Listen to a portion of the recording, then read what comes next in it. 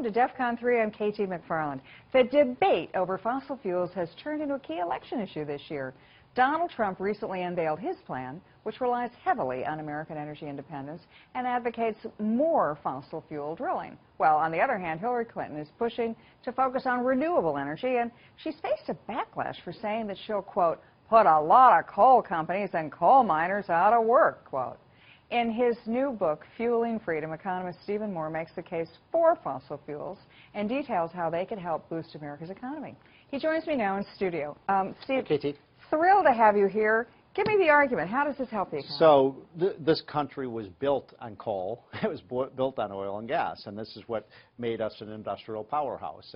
And the left now wants to go back to kind of pre-industrial age energy. They want to use windmills and solar power and so on.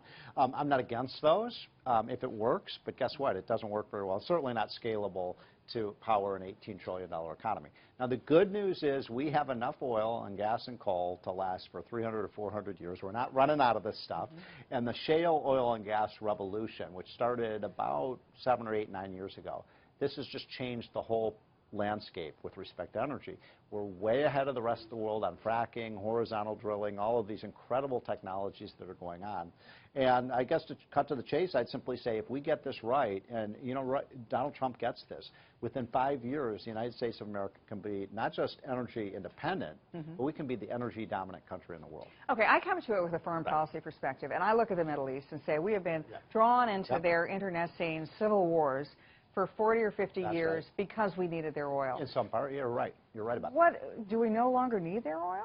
Well, think about this, how it changes not just the economic landscape of this country, but our national security. We know, you know this, you talk about where does ISIS get its funding? Oil. Petrodollars. Yeah. Where does Putin get his money to run around the world with his aggressive behavior? From natural gas money. OPEC we've been at the blade of our throats have been at the blade of their knife for 50 years. By becoming energy independent, we don't have to be at all reliant on them. We can defund them. So it's not just an economic issue; it's a huge national security issue. Okay, well, let's assume, as I do, that the Middle East is going to be in civil war for the next generation, and then assume that maybe they're going to have trouble getting their energy to market. Talk a little bit more when you said that we could become the world's energy hub. How would that work? Well, when I say we, by the way, I mean all of North America, so Canada, the U.S., Mexico. It turns out we have more of this stuff than anybody else. I mean, coal, my God, we have 500 years worth of coal, and Barack Obama's trying to put our coal industry out of business. We lost 3,000 more coal mining jobs just this month, just today that we reported. So, we have 250,000 people who are employed by the coal industry. Does the president really want to put those people out of work? Hillary does. She said so.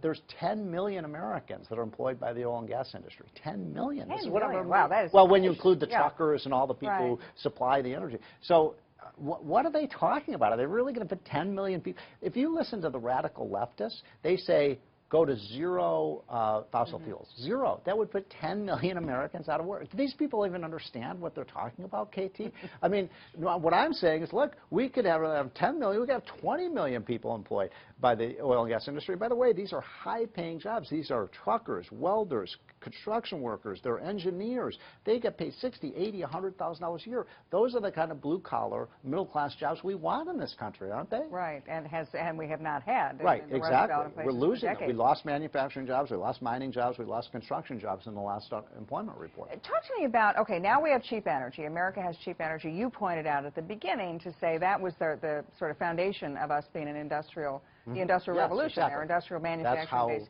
Can we use cheap energy again to manufacture new products, new technologies? Absolutely. I mean, our chemical industry is dependent. We could have a steel revival. One cool thing about this story is people have been worried for 50 years about America losing manufacturing jobs. But guess what? If we have the lowest price electricity and electric power, then you get jobs that actually come back in the United States because it's cheaper to produce things here in the United States. I mean, it's amazing. Germany and France and Spain, they're actually bringing factories to the United States now because our energy costs are so much lower than theirs are. And let me say this before we end. People say, well, let's go to the green future. Germany tried that 10 years ago. It's been a complete disaster. They're losing their businesses. They're having brownouts in Germany. Just look around the world and see what's happening with green energy. I mean, if you try to provide enough electric power in the United States with green energy, you're going to have brownouts and blackouts. And I always tell, I say about these young millennials, they say, oh, it's so cool to go green. Wait until they can't power up their iPhones and their iPads, and then they're not going to think it's so cool. Back to bicycles. Hey, thank you, Stephen Moore. The book is great, Fueling Freedom. You're talking about really the future of American industry, the economy, and I look at it and say it's also the future of American national security. You're exactly right. Go for it. Thank you. Okay. Get that book now. And thank you very much for Steve Moore for joining us. That's it for Defcon 3. I'm KT McFarland, and if you really want to learn more about this, you go to foxnews.com. We're all over the new energy industry. Thanks.